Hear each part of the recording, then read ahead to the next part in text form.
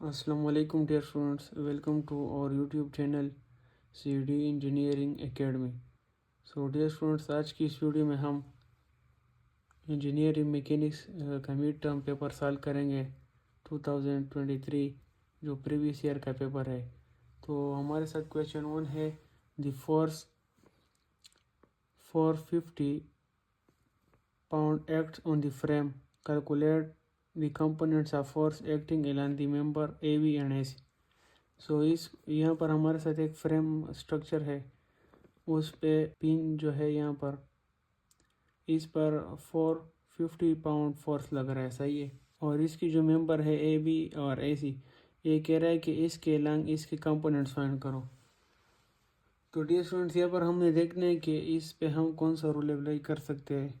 Resolution of force के तो बहुत सारे मेथड्स है, तो यहाँ पर हमने ऐसा मेथड अप्लाई करना होगा जो आसानी के साथ हल हो सके, सही है। तो अगर इसको हम देखें, ये हमारे साथ एंगल यहाँ पर 90 डिग्री भी नहीं है, जो कि हम आसानी के साथ F cos theta F sine theta से रिजल्व करें रेक्टेंगुलर कंपोनेंट्स के ज़रिए। और यहाँ पर कुछ एंगल्स हमें गिवन है, हम इस तरह कर सकते हैं कि इसको ट्रायंगल्स बनाएं, सही है, या पैरेललोग्राम उससे बनाएं और उसके ज़रिए हम इसको सॉल्व करें। तो सॉल्यूशन की तरफ आते हैं। हमारे साथ ये क्वेश्चन है, सही है। ये हमारे साथ एसी मेंबर है, ये जो इधर शोन हुआ है ये एबी मेंबर है। तो मैंने यहाँ पर इसको एक्सटेंड किया हुआ है इस तरह। तो ये एसी मेंबर एक्सटेंड किया हुआ है और ये एबी जो मेंबर है इसको इस तरह एक्सटेंड किया हुआ है। ये एबी हो गया इस तरह और ये एसी हो गया। यहाँ पर जब इस ए पॉइंट पर फोर्स लगेगा वो इस डाउनवर्ड डायरेक्शन में, और उसके इन दो मेंबर में इस फोर्स की वजह से टेंशन प्रोड्यूस हो रहा है। तो इसको इस तरफ एक्सटेंड करो, सही है, इसको भी इस तरफ एक्सटेंड करो। तो डियर स्टूडेंट, इस तरह है ना, देखो ये दो फोर्स हमारे साथ आ गए। असल में इधर जो टेंशन था इसको मैंने एफ ए सी नाम दिया, और इस मेंबर में ए बी मेंबर में जो फोर्स था उसको मैंने एफ बी ए नाम दे दिया, ठीक है। तो यहाँ पर इस पैरेललोग्राम को क्लोज करो, ये इन दोनों को देखो, इसका पैरेलल यहाँ पर बनाओ और इस फोर्स का पैरेलल यहाँ पर बनाओ, तो हमारे साथ पैरेललोग्राम क्लोज हो जाएगा।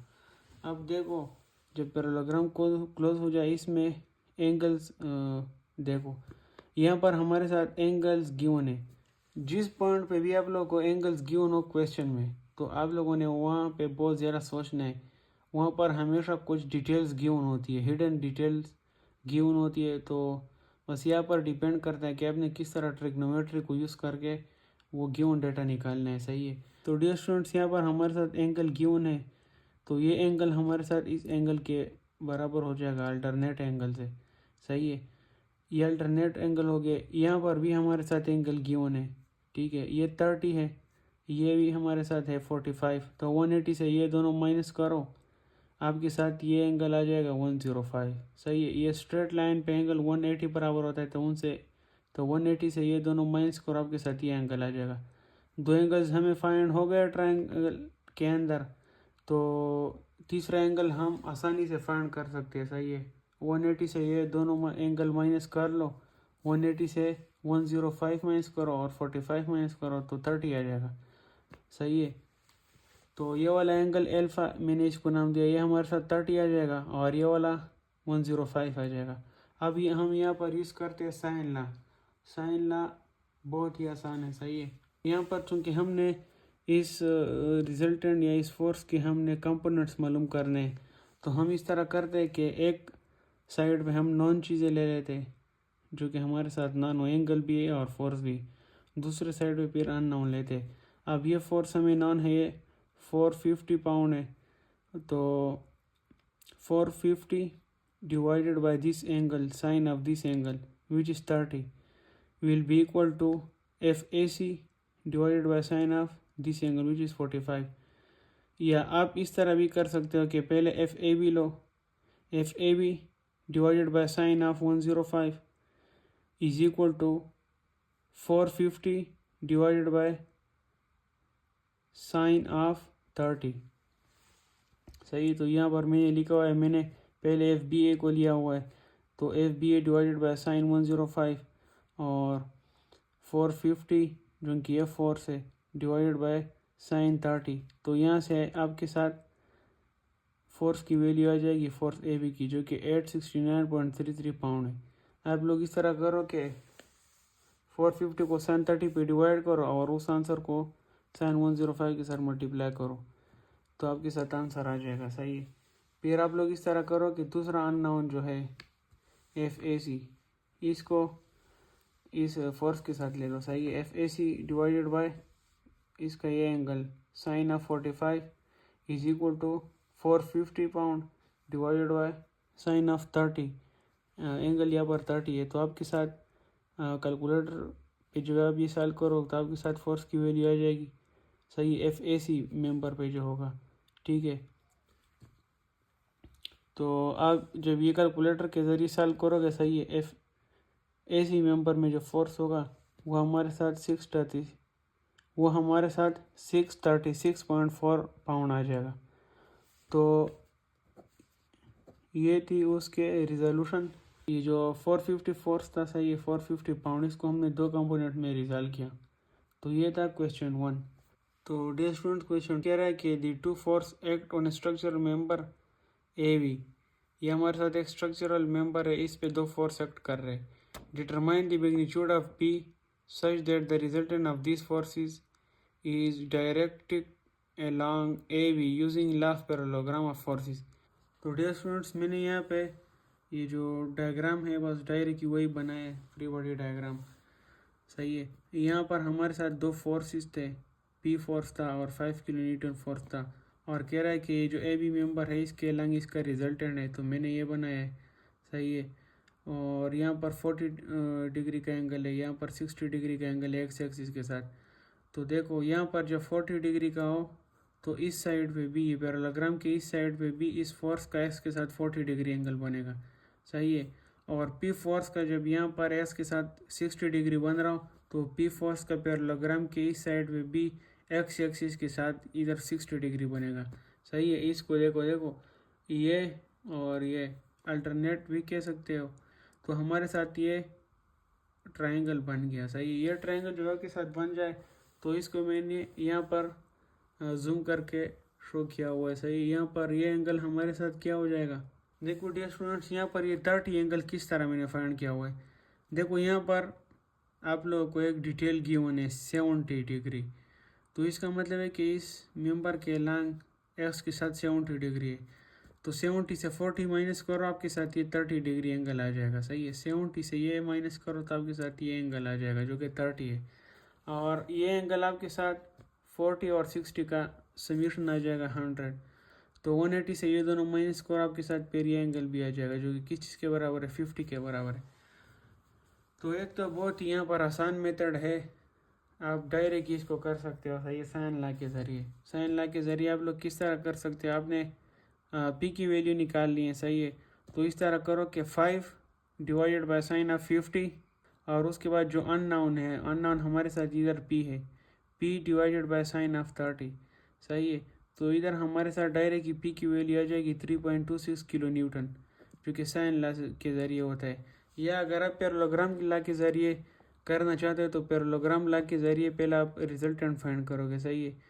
तो वही करोगे, R divided by sine of 100 which is equal to 5 divided by sine of 50। तो इससे आपके साथ रिजल्टेंट आ जाएगा। तो इससे आपके साथ रिजल्टेंट आ जाएगा। फिर जो पैरेललोग्राम लॉ है, सही है, R is equal to under the root P square plus Q square plus 2 PQ cos of theta. अब यहाँ पर कौन सा थीटा लगेगा, जो प्लस साइन यहाँ पर आप लगाते हो तो यहाँ पर कास थीटा रिजल्टेंट के सामने जो एंगल होता है, सही है, वो आप लगाओगे। तो यहाँ पर इस इक्वेशन में सारी वैल्यूज पुट करो, जो अननोन है उसको छोड़ो। सही है। और काज यहाँ पर 100 आ जाएगा। ठीक है। तो जब आप इसको सॉल्व करोगे तो आपके साथ ये वैल्यू आ जाएगी 3.26 किलो न्यूटन। सही है। ये वैल्यू माइनस में आ रही है, लेकिन हमारे साथ इस तरह है कि मैग्नीट्यूड तो माइनस में नहीं होता, बस ये इसको आप प्लस कंसिडर करो। ठीक है। या इसके डायरेक्शंस पर भी वो डिपेंड करता है। तो हमारे साथ इसका सलूशन भी हो गया। तो डियर स्टूडेंट नेक्स्ट क्वेश्चन जो हमारे साथ है वो क्वेश्चन नंबर 2 है। सही, क्वेश्चन नंबर 2 में लिखा गया कि determine the force F required to develop a clockwise movement of 120 Newton meter needed to tighten the nut at A. Take D is equal to 300 millimeter. तो डियर स्टूडेंट्स यहाँ पर हमारे साथ क्वेश्चन है कि यहाँ पर एक नट है ये पॉइंट पर, सही है। ये कह रहा है कि इस पे कितना फोर्स लगाए, इसको टाइट कर रहे हैं हम, और इसमें हम कितना फोर्स लगाए, सही है, कि इसमें हम क्लॉकवाइज 120 न्यूटन मीटर मूवमेंट पैदा करें, सही है। मतलब इस मूवमेंट के लिए, सही है, कितना फोर्स रिक्वायर्ड होगा, ठीक है। तो ज़ाहिर बात है मूवमेंट है या टार्क, इसके इक्वेशन इसमें यूज़ होंगे, सही है। तो एक साइड पे आप लोग टार्क जो होगा वो या मूवमेंट जो होगा वो 120 न्यूटन मीटर के बराबर हो जाएगा, और उसकी दूसरे साइड की इक्वेशन इस फोर्स की वजह से जो रिस्पेक्टिव मूवमेंट्स प्रोड्यूस हो रहे हैं, सही है। या तो आप लोग इस तरह कर सकते हो, वेरिग्नान लॉ हमें क्या कहता है, वेरिग्नान लॉ हमें ये कहता है कि एक फोर्स को जो आप रिजल्ट करते हो, सही है, तो उसके रिजल्ट कंपोनेंट्स से जो मूवमेंट प्रोड्यूस होता है तो वो बराबर होगा हमारे साथ रिजल्टेंट से जो मूवमेंट प्रोड्यूस होता है, सही है। तो इधर हमारे साथ इस तरह है ना कि अगर हम इस फोर्स को डायरेक्ट की डिस्टेंस के साथ मल्टीप्लाई करें तो हमारे साथ थोड़ा मुश्किल होता है, क्योंकि यहाँ से परपेंडिकुलर डिस्टेंस फाइंड करना इतना आसान नहीं है। लेकिन अगर हम इस तरह करें कि इसको कंपोनेंट्स में रिजल्ट करें और उसके परपेंडिकुलर डिस्टेंसेस देखें तो वो फिर आसान हो जाएगा, सही है। तो डियर स्टूडेंट्स ये है वो क्वेश्चन, सही है, ये इस क्वेश्चन का सलूशन।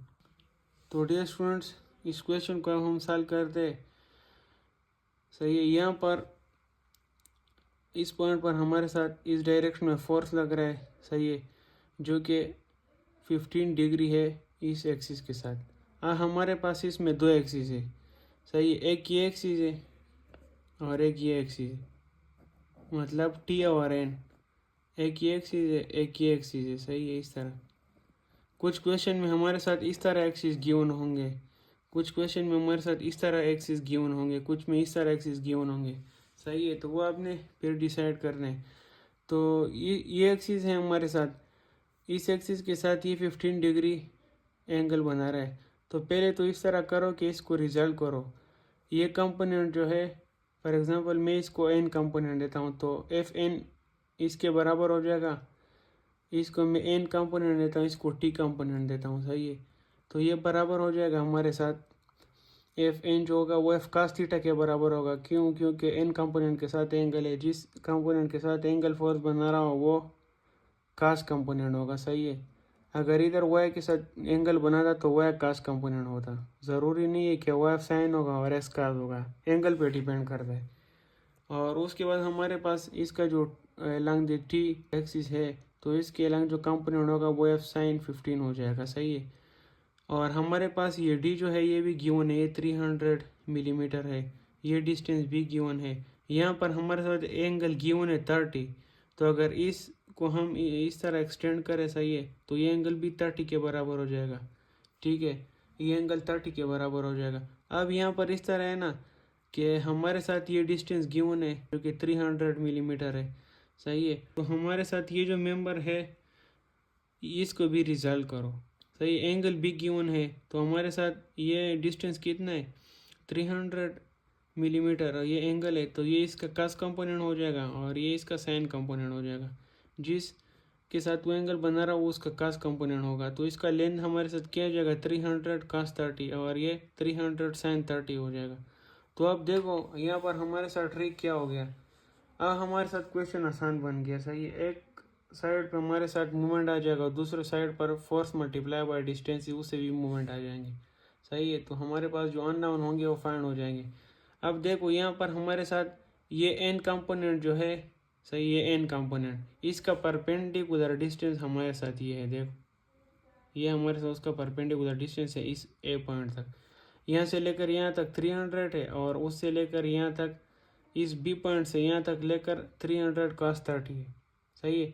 चूँकि mm में है आप इसको मीटर में भी चेंज कर सकते हो, ठीक है। फिर उसके बाद हमारे साथ जो साइन एफ साइन 15 है उसका हमारे साथ परपेंडिकुलर डिस्टेंस हमारे साथ ये होगा, सही है, 300 साइन 30, ये हमारे साथ परपेंडिकुलर डिस्टेंस हो, यहाँ पर 90 डिग्री एंगल बना रहे, ये हमारे साथ परपेंडिकुलर डिस्टेंस हो जाएगा। तो डियर स्टूडेंट्स, हमारे साथ क्वेश्चन में गिवन है कि ए पॉइंट पर आपके साथ जो मूवमेंट है वो 120 न्यूटन मीटर है, सही है।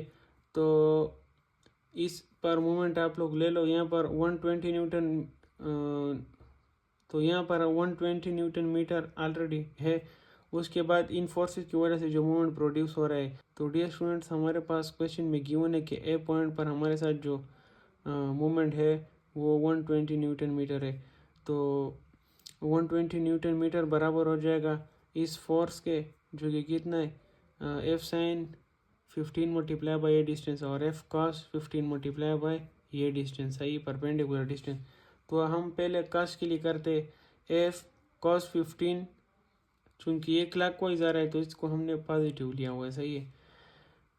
एफ कॉस 15 मल्टीप्लाई बाय ये डिस्टेंस, तो ये कितना है, इसको मैंने मीटर में चेंज किया हुआ है, तो 1000 पे डिवाइड करो तो 0.3 बन जाएगा, 0.3 प्लस 0.3 कॉस 30, सही है।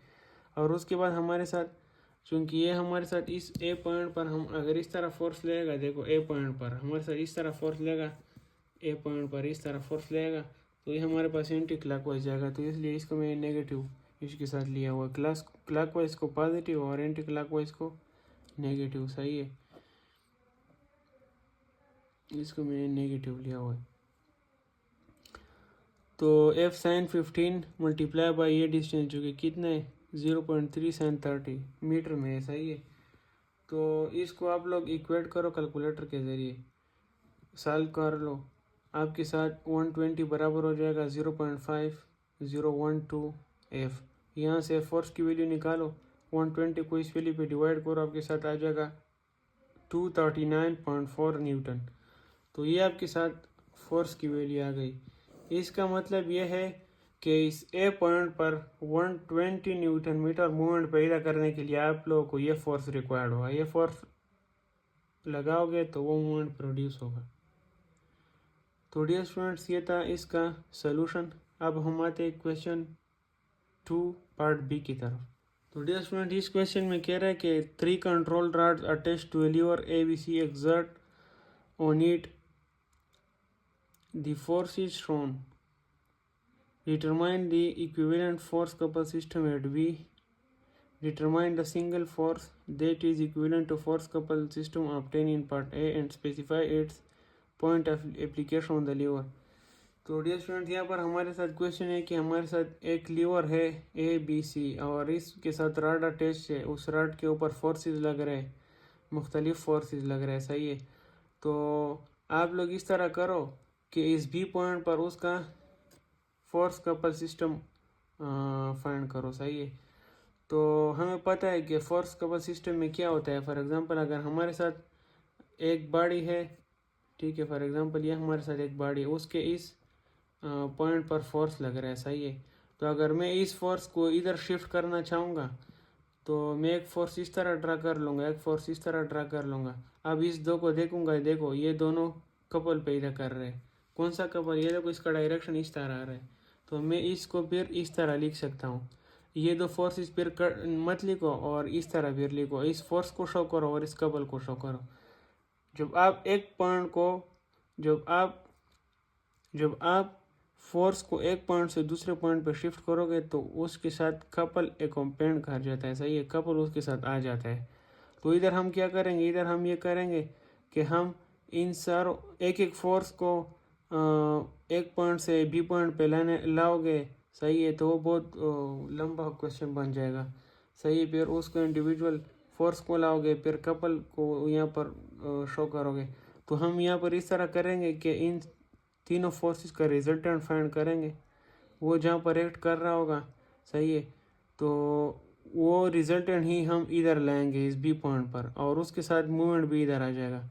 यानी इसका मतलब है कि इन तीनों फोर्सेस की वजह से जो मूवमेंट प्रोड्यूस होगा वो यहाँ पे हम एज अ कपल शो करेंगे, सही है, और उस रिजल्टेंट को भी इधर ले आएंगे।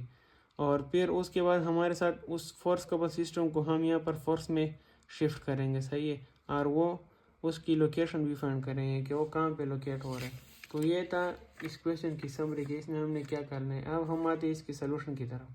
तो डियर स्टूडेंट्स, ये हमारे साथ क्वेश्चन, सही है, ये हमारे साथ वो बी पॉइंट है, यहाँ पर एक फोर्स लग रहा है, यहाँ पर एक फोर्स लग रहा है, और इस साइड पे एक फोर्स लग रहा है, और उसके रिस्पेक्टिव एंगल्स भी गिवन है। यहाँ पर अगेन हमने जो एक्सिस यूज़ करने हैं, ये हमारे साथ इस तरह के एक्सिस होंगे, ये हमारे साथ टी एक्सिस होगा और ये हमारे साथ एन एक्सिस होगा, सही है, नॉर्मल और टेंजेंशियल। तो हम इस तरह करते हैं कि पहले इन सारों फोर्सेस का हम इस बी पॉइंट पे मूवमेंट फाइंड करते हैं, सही, कि इन सारों फोर्सेस की वजह से बी पे मूवमेंट की क्या वैल्यू आ रही है। तो हमारे साथ इस तरह है ना कि इन फोर्सेस को हमने रिजल्ट किया हुआ है। रिजल्ट इसलिए किया हुआ है ताकि क्योंकि हमारे साथ इसके परपेंडिकुलर डिस्टेंसेस पर नॉन हो जाते हैं। अगर हम डायरेक्टली फोर्स इंटू डिस्टेंस करते तो इसका परपेंडिकुलर डिस्टेंस हमें पता नहीं है, इसका परपेंडिकुलर डिस्टेंस हमें पता नहीं है, इसका पता नहीं है। तो अगर हम इसको एन और टी कंपोनेंट निकालते तो फिर उसके परपेंडिकुलर डिस्टेंसेस हमारे साथ आ जाते हैं, सही है। और दूसरी बात ये कि जब हम इसको इन फोर्सेस को रिजल्ट करते तो वो फोर्सेस जो टी के लॉन्ग होना तो वो मूवमेंट यहाँ पर नहीं प्रोड्यूस करते, क्योंकि लाइन ऑफ एक्शन के ऊपर आ रहे होते हैं, इस पॉइंट के लाइन ऑफ एक्शन के ऊपर आ रहे थे। तो टी के लॉन्ग जो फोर्सेस होते हैं वो हमारे साथ निगलेक्ट कर जाते हैं, सिर्फ एन के लॉन्ग फोर्सेस मूवमेंट प्रोड्यूस कर जाते हैं। तो यहाँ पर मैंने फोर्सेस को रिजल्ट किया हुआ है। तो डियर स्टूडेंट्स, यहाँ पर इस एन एक्सिस के लॉन्ग जो कंपोनेंट होगा वो इसका कास कंपोनेंट हो जाएगा, क्योंकि यहाँ पर एंगल इसके साथ है। तो ये 216 कास 55 हो जाएगा, ये 216 साइन 55 हो जाएगा। यहाँ पर 90 न्यूटन फोर्स है, तो एन के लॉन्ग यहाँ पर 90 कास 20 और टी के लॉन्ग यहाँ पर क्या हो जाएगा 90 साइन 20। सिमिलरली इसी तरह ये 90 कास 20 हो जाएगा एलॉन्ग दी एन एक्सिस, और एलॉन्ग दी टी एक्सिस यहाँ पर हमारे साथ 90 साइन 20 हो जाएगा। तो यहाँ पर इस तरह है ना कि ये force along the an axis multiply by ये परपेंडिकुलर डिस्टेंस, सही है। तो अब ये यहाँ पर जब ये इस तरह लीवर पड़ा हुआ है और ये फोर्स इस पे इस तरह लग रहा है, बी पॉइंट पर इस तरह फोर्स लग रहा है, तो ये एंटी क्लॉकवाइज जा रहा है। तो इसको एंटी क्लॉकवाइज को मैंने नेगेटिव लिया हुआ है। इस तरह आप लोग लिख सकते हैं कि क्लॉकवाइज इक्वल टू पॉजिटिव, फिर एंटी क्लॉकवाइज जब जाएगा वो नेगेटिव हो जाएगा। अब इस पॉइंट अगर मैंने इस तरह लगा हुआ है इसको, इस पॉइंट पे एंटी क्लॉकवाइज मूवमेंट क्रिएट कर रहा है, तो -216 cos 55 मल्टीप्लाई बाई ये डिस्टेंस, सही है। फिर उसके बाद ये जो है ये इसको क्लॉकवाइज रोटेट कर रहा है 9 cos 20 मल्टीप्लाई बाई ये डिस्टेंस, ठीक है। फिर उसके बाद ये वाला जो है इसका N component 9 cos 20 multiply by 600 millimetre, तो ये भी पॉजिटिव होगा, क्योंकि ये क्लॉकवाइज इसको लेके आ रहा है। अगर इस तरह हो तो ये इसको क्लॉकवाइज लेके आ रहा है, ठीक है। और उसके बाद मैंने आप लोग को कहा कि ये जो टी कंपोनेंट है इन फोर्सेस के, ये इस बी पॉइंट पर कोई भी मूवमेंट का नहीं कर रहा, क्योंकि इस बी पॉइंट के लाइन ऑफ एक्शन के ऊपर ये आ रहे हैं, सही है, कोइंसाइड कर रहे हैं यहाँ पर, तो इसके लॉन्ग हमारे साथ मूवमेंट नहीं होगा।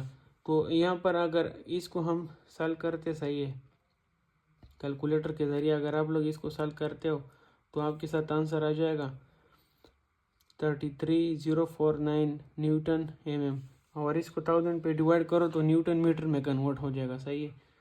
तो उसके बाद हम क्या करेंगे, ये हमारे साथ मूवमेंट आ गया। अब हम इस तरह करेंगे कि इसका रिजल्टेंट फाइंड करेंगे। हाँ, पता है कि रिजल्टेंट की क्या फार्मूला है, resultant is equal to RX² + RY², यहाँ पर RT² और RN² है अंडर द रूट, सही है। तो हम पहले RT के लॉन्ग कंपोनेंट्स फाइंड करते हैं और RN के लॉन्ग कंपोनेंट्स फाइंड करते हैं। तो RT के लॉन्ग कंपोनेंट्स फाइंड करते हैं, मैंने इस डायरेक्शन को पॉजिटिव लिया हुआ है और इसको भी पॉजिटिव लिया है, तो इस डायरेक्शन लॉन्ग होंगे तो वो पॉजिटिव होंगे। तो हमारे साथ ये 216 साइन 55 पॉजिटिव हो जाएगा प्लस 90 साइन 20, और ये इस डायरेक्शन पे आ रहा है तो ये नेगेटिव होगा। देखो इस डायरेक्शन वाला नेगेटिव होगा टी, तो ये हमारे साथ आ जाएगा -90 साइन 20। इसको सॉल्व करो, आपके साथ ये वैल्यू आ जाएगी 176.9 न्यूटन। यूनिट भी आप ले निकले हैं, सही है। फिर आप रिजल्टेंट फाइंड करो, सही है, एलॉन्ग दी एन एक्सिस, सही है।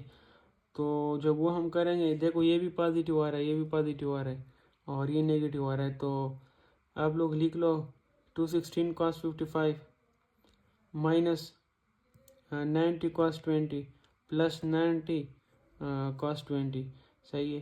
तो इस आप लोग के साथ ये वैल्यू आ जाएगी 123.9।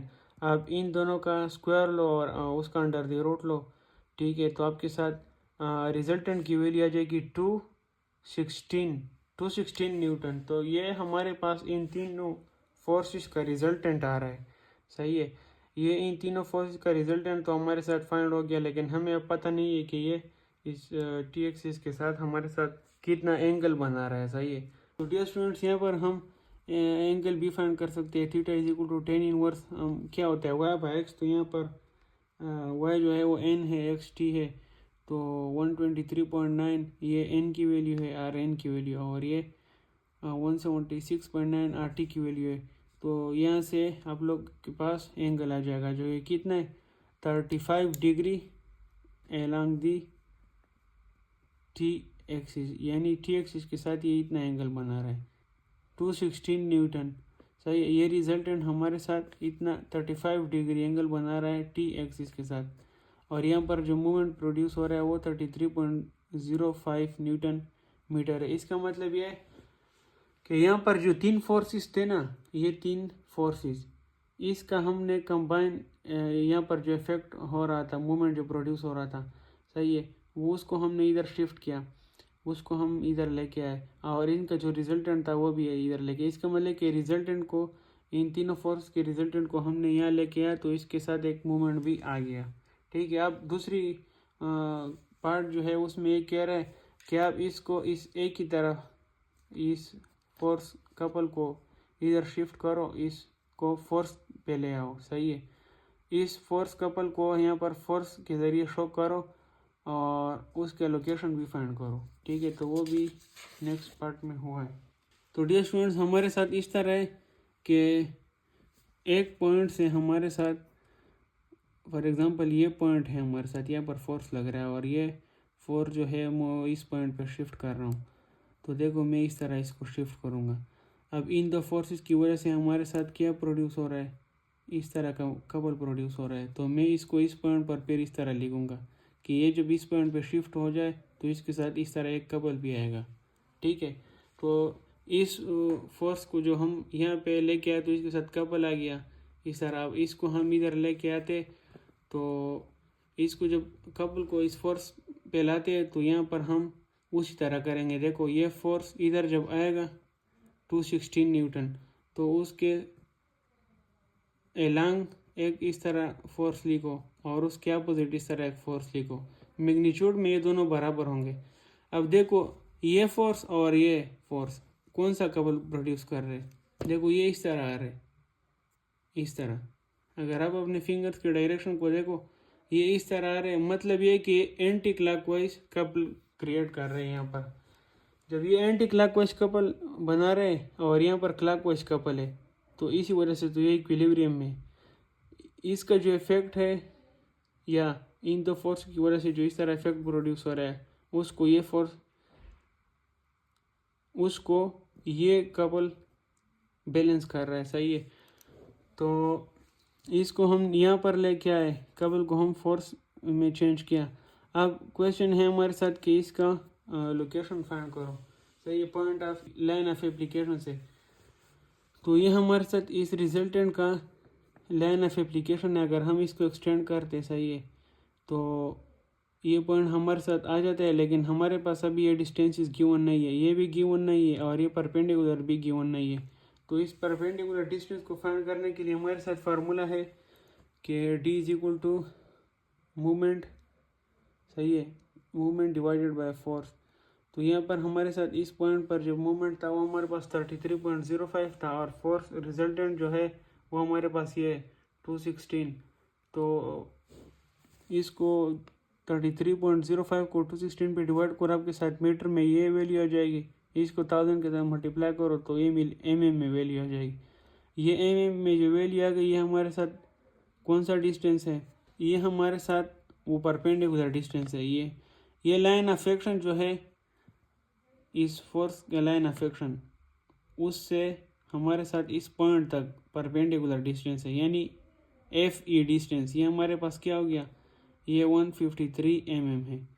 अब हमारे साथ ये आ गया, सही है। तो ये बी यहाँ से लेकर यहाँ तक जो डिस्टेंस है ये भी हम फाइंड कर सकते हैं। किस तरह, टेंजेंट थीटा के जरिए। Tangent theta is equal to perpendicular divide by base या वाई बाय एक्स। तो हमारे पास वाई है, थीटा भी है, एक्स हम फाइंड कर सकते हैं। देखो tangent theta is equal to F E divided by E B. तो एफ ई हमारे पास 153 है, तो ये उधर शिफ्ट करो, टेंजेंट थीटा इधर लाओ, तो ई बी हमारे पास आ जाएगा 153 डिवाइड बाय टेंजेंट 35। तो यहाँ से हमारे पास ये डिस्टेंस भी आ जाएगा, सही है। तो हमारे साथ ये डिस्टेंस भी आ गया। देखो इस पॉइंट को हमने लोकेट किया, तो हमारे पास डियर स्टूडेंट्स ये line of application of force जो है इसको जो हम एक्सटेंड करते हैं, सही है। तो ये पॉइंट हमारे पास आ जाते हैं। क्वेश्चन है कि कहाँ पे लोकेट कर रहे हैं, तो जो हम इस बी पॉइंट से यहाँ पर 218.5 मिलीमीटर आते और फिर इस पॉइंट से हम 153 mm परपेंडिकुलर जाते हैं, तो हमारे पास ये पॉइंट आ जाता है। और यहाँ आप लोग इस तरह भी कर सकते हो कि ये डिस्टेंस भी फाइंड कर सकते हो हाइपोटेन्यूज के ज़रिए। जब ये दोनों आपके साथ आ जाएंगे तो ये उसका हाइपोटेन्यूज हो जाएगा। डियर स्टूडेंट्स, यहाँ पर हमारे साथ एक और पॉइंट ये है कि अगर आप लोग ये डिस्टेंस फाइंड करना चाहते हो ये इस बी से लेकर इस पॉइंट तक, ठीक है, तो आप लोग इस तरह करो कि यहाँ पर ये जो रिजल्टेंट है ना, तो असल में इसके दो कंपोनेंट्स है, एक आर एन था और एक आर टी था, सही है, ठीक है। तो अगर आपको ये डिस्टेंस चाहिए तो आप लोग इस तरह करो कि यहाँ पर जो मूवमेंट है 33.05 उसको डिवाइड करो इस एन कंपोनेंट पे, जो कि हमारे साथ कितना रहा था, वो हमारे साथ हमने यहाँ पे फाइंड किया हुआ था एन कंपोनेंट, सही है। वो हमारे पास 123.9 आ रहा था। तो 123.9 इसको जो हम डिवाइड करते हैं तो इससे हमारे पास आंसर आ जाता है, सही है। तो इससे हमारे पास इसको जो हम एम में कन्वर्ट करते इससे हमारे पास आंसर आ जाए 266.74। और आप लोग इसको इस तरह भी फाइंड कर सकते हो कि हमने ये डिस्टेंस भी फाइंड कर लिया, ये भी फाइंड कर लिया, तो ये हाइपोटेन्यूज इसका क्या आ जाएगा, इन दो का स्क्वायर आ जाएगा। तो 153 स्क्वायर प्लस 218.5 स्क्वायर। तो जो हम ये करते कैलकुलेटर के ज़रिए, सही है, तो इससे वही आंसर आएगा। ये 266.74 mm, सही है। तो ये डिस्टेंस आप इस तरह भी फाइंड कर सकते हो।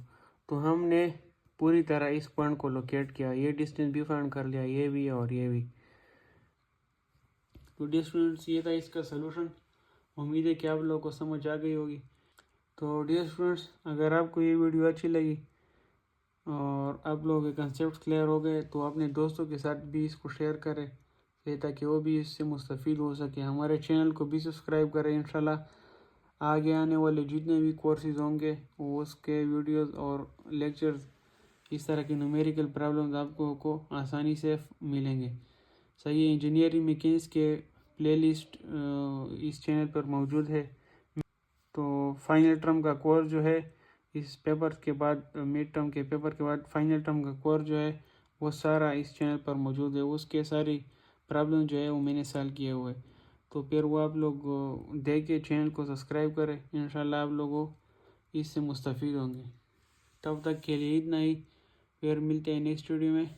खुदा हाफिज़।